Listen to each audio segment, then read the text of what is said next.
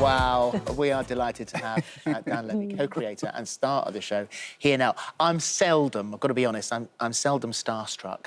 But I'm so glad you're here. I'm so happy to be here. You got me through lockdown, I've got to say. I mean, it was the absolute... at the wrong time, obviously, none of us wanted to go through any of that. No, But no. it was just so perfect. I'm so glad. I mean, listen, when we set out to make a show about people trapped in a small room together, we didn't quite know that that would also mirror people's lives a few years later, but happy to participate in some kind of lifting of the spirits in a strange time. And actually, the amount of fans, that sort of captive audience that you have, you could have kept going, and you chose not to. So what was the reason for stopping there? Well, it's interesting, because a lot of people were like, well, you could have kept, and we could have kept going, but I do think there's something to be said about quality over quantity, and then we're living in a time where there's so much quantity and so little quality, and as a television viewer and a fan, all the shows that I return to are the shows that ended leaving me wanting more. That's what gets you to go back and revisit the show again. I always found that television shows that you could kind of tell they're on season 15, and you're thinking, I don't know if they actually even like doing this anymore. You never want to go back. That's, I think, watching the documentary that you did, which was Best Wishes, Warmest Regards, at the end of the final season, you could see the fact that you all loved each other. Yeah, and you could also see the fact that none of us actually wanted it to end. It was a choice just made to, you know, it was the perfect time.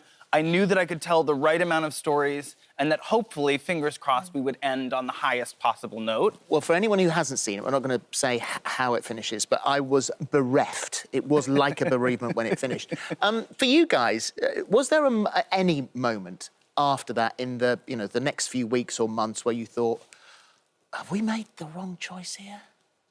No. No, because when we shot that last episode, not to spoil anything, and I won't, but when we shot that last episode, I knew when we were filming it that there was something really special in the air. And I knew that all the scenes that we hoped would worked when we got it on the floor and started acting it and putting it together. So I knew that that last episode was going to be something really special. And so that there was kind of a solace and a closure in that. I mean, I never wanted to say goodbye to people. Anyone who watched that documentary basically just saw like an hour of people sobbing, which was not the most attractive way to go out. But yeah, it meant something, and we were all still close. And I think this is why, the book's so huge, because you've got, this is literally a passion project. This is like you sort of hand in your thesis at the end of university. I mean, it's beautiful. Well, the blessing and the curse of having fans that are such die-hard enthusiasts for the show is that we wanted to make the book, but then we realized, well, we couldn't do it, we couldn't cut corners because we would hear about it. And so it began this incredibly thorough process of putting a book together that spoke to the show and also offered new things and well, you went to the superfans because they spot stuff that you didn't spot yourselves. Yeah, they know more about the show than I do, which is frightening. What did you get from them? There's an Instagram account called Schitt's Sheets, which is a comprehensive information-based resource of like every time someone hugged, they've counted how many times. They counted all the rings that I wear. They've counted every configuration of my rings broken down into seasons. And I kept thinking, when we put the book together, I was like, we have to get in touch with them because it like came and went for me.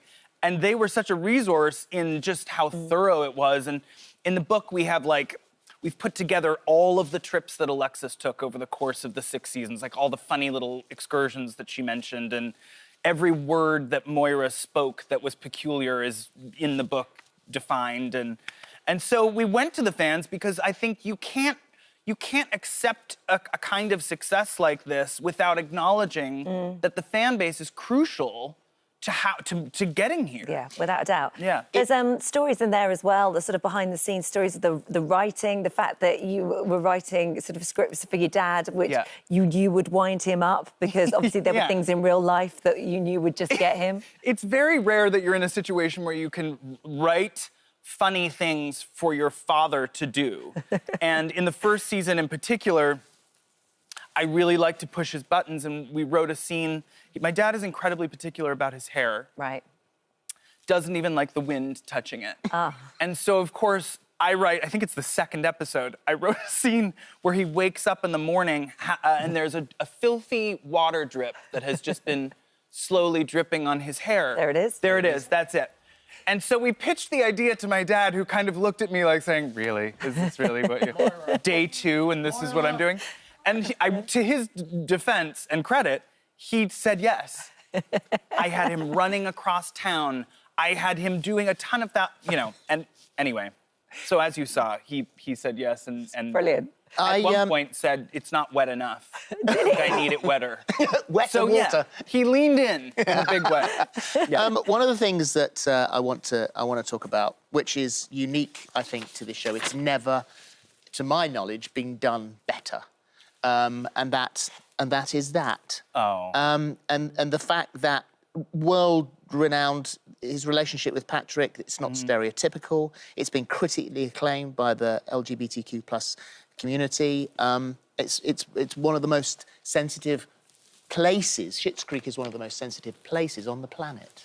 Well, thank you so much for saying that. That's very sweet. Yeah, I mean, I had an opportunity to write about my own experience in a way that I had never seen on television before. And I feel like as a gay person, we often find ourselves like reduced or caricatured or our corners are rounded so that we could be more digestible for mass audiences. And when someone hands you an opportunity like this and you know you have the freedom to tell these stories, it felt important to make sure that in the moments that were specific to that experience, that it be represented as authentically and as carefully and thoughtfully as it possibly could. And so for me, writing those moments, in particular that scene, I think I did about 6 or 7 rewrites of that particular scene where we kissed for the first time, just because I needed to get it right. Yeah. Because you know that there are people at home who are watching this and will relate to it or are in a situation where they want to relate to it, but they can't. Well, and people have used the show to come out to their families. Yeah. That's amazing. I mean, that is something that you never expect when you get into it and are so... It's such a wonderful gift that we didn't ever see coming, and yet... Well done, you. And you're over here at the moment, but this isn't the first time you've been to the UK. You've lived here for a little while. I lived here for a while, yeah. I had a really intense heartbreak in my early 20s and thought, what better a place to come than London? Because the only reference I had of London at the time was Notting Hill. Oh, how romantic. I did not meet anyone while I was here, but I did have the greatest time. You did. And yeah, I mean, I always try to get back as much you as were very interested in the celebrity culture of the time here. I was. Well, at the time, I mean, it was very foreign to me. Everyone was new. So I would, every Wednesday, granted this is going to make me sound very sad and lonely, but I was incredibly happy at the time.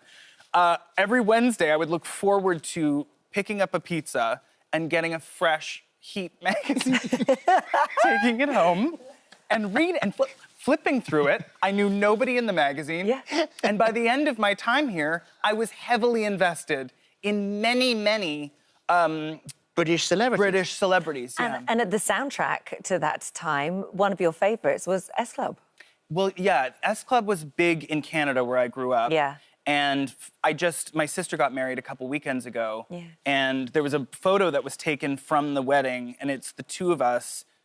We look like we're screaming, but it is to an S Club 7 song.